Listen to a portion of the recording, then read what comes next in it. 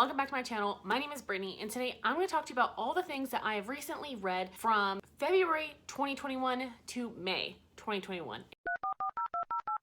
It's Brittany, bitch. And technically, one of the books I actually started in December of 2020, but we're not going to talk about that. There are 6 books that I'm going to talk to you about today, and all of them are my recent reads, which means that they are not included in any other videos. I have not talked about them before.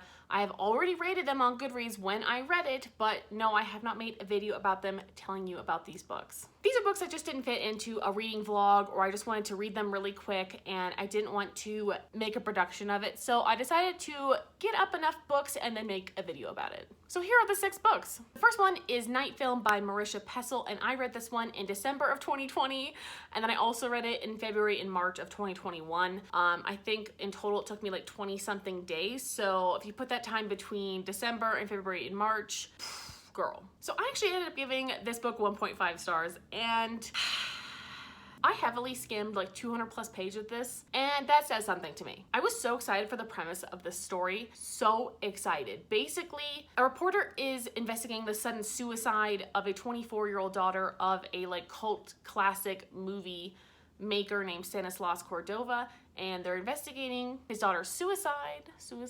And we're finding out more about Cordova's life throughout the novel, and he has like a really big cult following and underground films, bordering on snuff films, and he's like this cult following that made their own like online database that's like completely private. It's a very interesting concept, really cool. Loved that. Didn't love the book. I also really loved the mixed media and the infographics in this book. I thought they were really cool and helped move the story along and gave me a little extra shove into the narrative.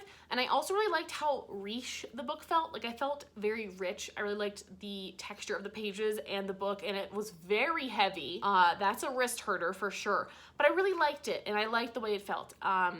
And that's pretty much where my like for the book stopped. If you really want my full review on this, I would just definitely go read my Goodreads review. It is freaking long and full of a lot of issues that I had with the novel. One of them being, the novel is just way too freaking boring and way too freaking long for what it is. Like, it could have been cut down by at least like 250 pages, and we did not need those 2 teenage sidekicks that made zero difference to the book whatsoever. Like, they actually added nothing to the story for me. Not to mention, there are italics on like every single page. Like, she literally italicizes everything in this novel like you're the biggest freaking idiot on the planet. And honestly, it was extremely frustrating, and I'm so tired of italics after reading that book. Like, I literally could have screamed. My other really big issue was the book is just so linear that it goes from like person, interviewing them, getting more information, going to the next person, interviewing them, getting more information.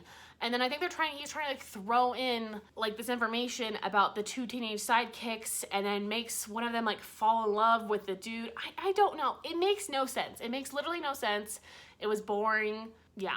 There's also a lot of racist and sexist undertones in this novel, and for those explanations, I would definitely just go to my Goodreads review where I have a lot of examples. But yeah, I just found it really frustrating, like really frustrating. If you can tell, I really just did not like this novel, and I spent way too much time talking about it, so I'm done now. The next book that I read was in March, and it was One by One by Ruth Ware, and yeah, I gave this 1 star, and this was utterly the worst book that Ruth Ware has ever written. It was so boring. It failed to hold my attention from the very first page. You literally find out in the first like chapter who the freaking killer is. Like, it was just boring. It's basically retelling of If There Were None, and yeah, it was sorely terrible. It was such a snooze fest, and I wouldn't actually recommend it. I would not recommend a lot of books, and this is definitely one of them. I would recommend Night Film. I guess a lot of people could, like, I feel like there's a lot of value in Night Film, even if I really didn't like it, other people could. One by One just felt so boring and pointless. That's all I really have to say about that one. I was just so tired of them exploiting their business. Why do I care about how your business works? Why do I care about skiing? I don't need those explanations. I need character motivations.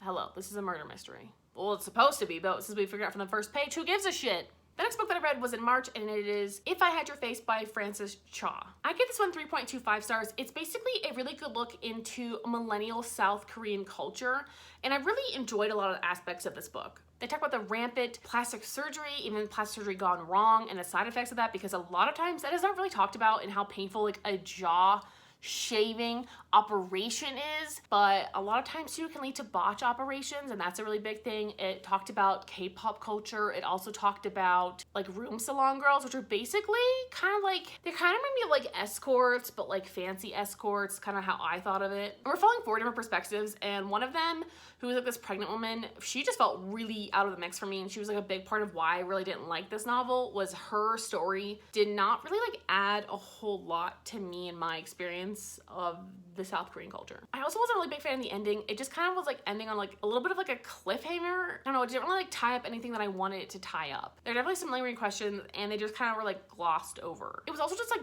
over way too quickly. Like I really could have used more of a build up and then like an actual resolution, but it just felt like kind of watching like a Korean documentary or something, but it wasn't like ever satisfying until like, here's the ending. So I think it was definitely a really unique look into the South Korean culture and like the toxic underbellies of the society, because all societies have these toxic underbellies and a lot of things aren't talked about, and I really liked that, and I thought it was really enjoyable, and it was a very easy read. So would recommend this one. The next one I read in March was Tell Me How You Really Feel by Aminda May Safi, and this is a sapphic YA book. It's a contemporary like romance, and I really thought I was gonna love this, but I didn't. I ended up giving it 2.5 stars. Let me preface by saying this was not by any means a bad book. There was fantastic representation, the sapphic romance, the fully fleshed out POC characters, the cultures, the family, the setting. It was all gorgeous, but the book was incredibly difficult for me to read. The writing was really, really blocky, and it just went from like random scene to random scene. The entire story felt extremely disjointed. Both of the main characters have like really good character arcs, but it ended up like, it just missed the meat for me. There was nothing in between. Like, of course there was an arc, but I just didn't feel anything for the characters, and it was too blocky, went from scene to scene, almost like maybe in a movie, but in a bad way. It was just really over like 300 pages, but I forced myself to read this every waking moment, and it took me forever. It turns out the writing just wasn't my style, so I would still definitely recommend this. I just don't think the writing was my style whatsoever. I couldn't connect with the characters, and I just couldn't get into it.